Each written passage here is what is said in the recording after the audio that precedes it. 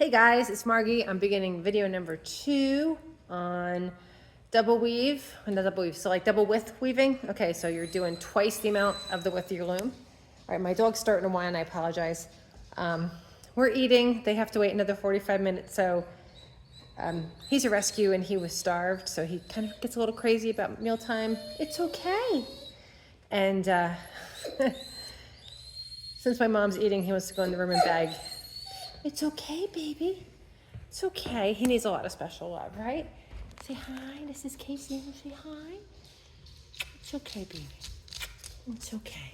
Oh, and there's Oni's jealous. Okay, moving on back to the weaving thing, which is why we're here. Okay, so I want to show you. Put you right there again.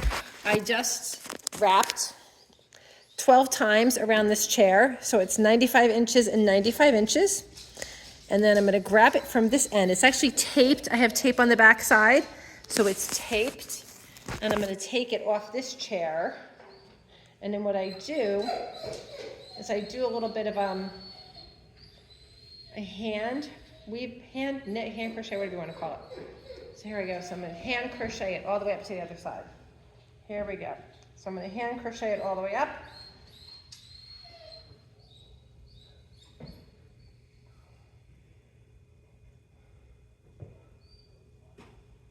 Okay, and then I pulled it off the other chair. So here's my hand crochet. And then I'm going to cut these loops. There we go. Eventually the loops on the other end will be cut also, but not now, you do that later on. So here are again, I usually do 12 ends at a pop. So now it's 24 ends. Here's my hand crochet. I got my finger in there so I don't lose it. So now see, I can pull this and it's not going to come out. And now I'm going to take it over. It looks orangey, but it's red. It's red heart red.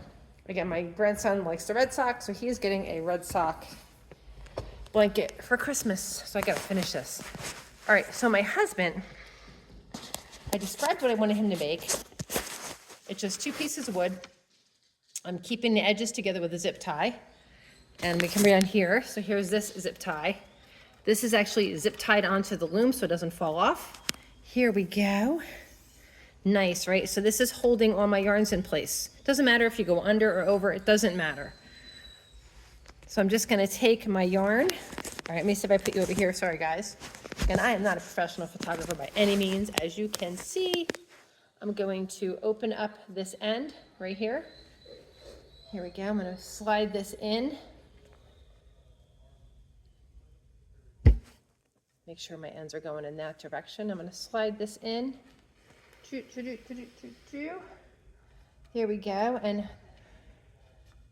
the zip tie will kind of hold it together. This is a reusable zip tie. I get them on Amazon. They're the best. There we go. So I got the little zip tie here. I had the bigger zip ties down here. Okay, then what do I do? So the first thing I want to do is, like I said, I'm doing this little by little so I don't get overwhelmed. I don't have like all these fibers hanging down, like all the way down, staring me in the face. I can get a couple done and I feel accomplishment. So the first thing I do is I have to get them through all of these heddles. So I have a little light here because I'm in the corner, it's a little dark. I do have overhead lights I could put on, but I just got my little lantern here. So I'm gonna put them through the heddles. Now, if you notice, there's a red one and a blue one through every single slot. So I got a red and a blue through every single, not heddle, through my reed. Sorry for the mix up in language. So I'm putting it through the reed, not the heddle. I don't do the heddles yet. So first I get them all through the reed. So here we go. I have a tool. Where'd I put it? I think I may have taken it over there with me. Hang on. I got a tool to help me do this that I absolutely love. Now you don't have to use this. You can use a crochet hook. If the yarn is thin enough, if I'm working with a thin yarn, I just push it right through with my fingers. It just goes right through, like you're threading a needle, but it's easier if the yarn is thinner.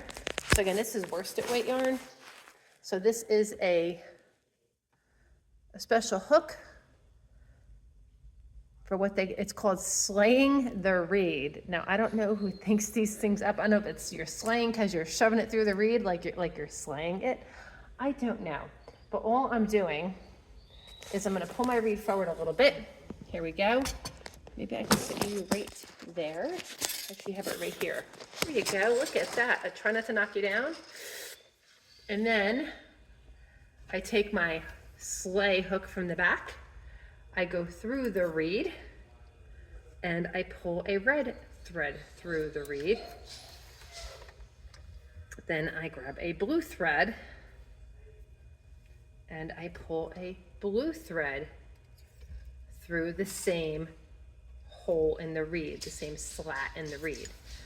Because I'm doing, again, double width, you have to do double the amount. Normally, I would just have one through each of these holes, but again, I have to do 2 through each of these holes because of doing the double width of the weaving. So here we go.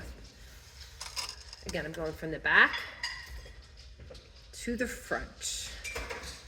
Slaying the reed. Welcome, Mom. That was Mom. She's yelling at the dogs. Again, this is real life, guys. So that's how I do this part too, okay? I take my fiber after I did my 12 times 95 inches, hand crochet it, whatever you want to call it, hand knit, hand crochet, whatever. Put it on, I know this has a name, a rattle, maybe it's a rattle? I don't know, I forget what this is called, but my husband made it for me. He just did it today. Just 2 pieces of wood with holes on either end.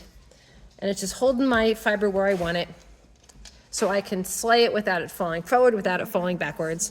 And then I'm pulling it through the reed. So this is gonna take a while. I probably won't finish this tonight because it's, again, I'm have to do this across the whole thing, right?